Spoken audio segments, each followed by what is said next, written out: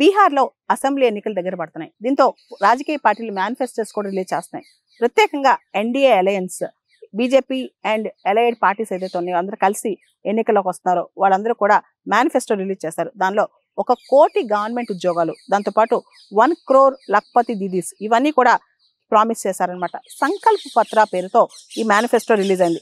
ఈ మేనిఫెస్టోలో ఉమెన్ మీద స్పెషల్ ఫోకస్ పెడుతూ 1 కోటి మంది లఖ్పతి దీదీస్ని తయారు చేస్తామని చెప్పి మేనిఫెస్టో చెప్తున్నాను అనమాట.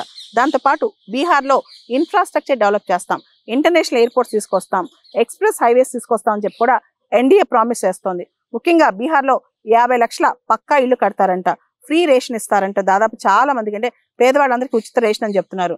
అండ్ 125 యూనిట్స్ ఆఫ్ ఎలక్ట్రిసిటీ ఉచితంగా ఇస్తామని చెప్తున్నారు అనమాట.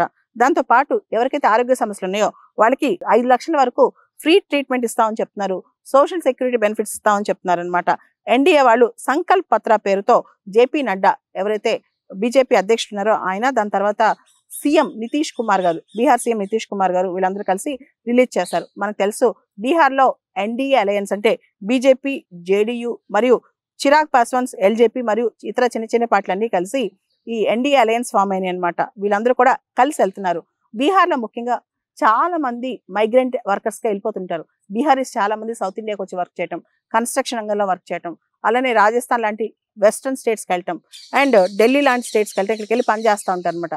బీహారీస్కి అందరికి కూడా ప్రధానమైన సమస్య అక్కడ ఉద్యోగ కల్పన. దానికోసం ప్రత్యేకంగా ముఖ్యంగా యూత్ ఎంపవర్మెంట్ కోసం చాలా ప్రామిసెస్ చేసింది ఎన్డీఏ మేనిఫెస్టో అనమాట.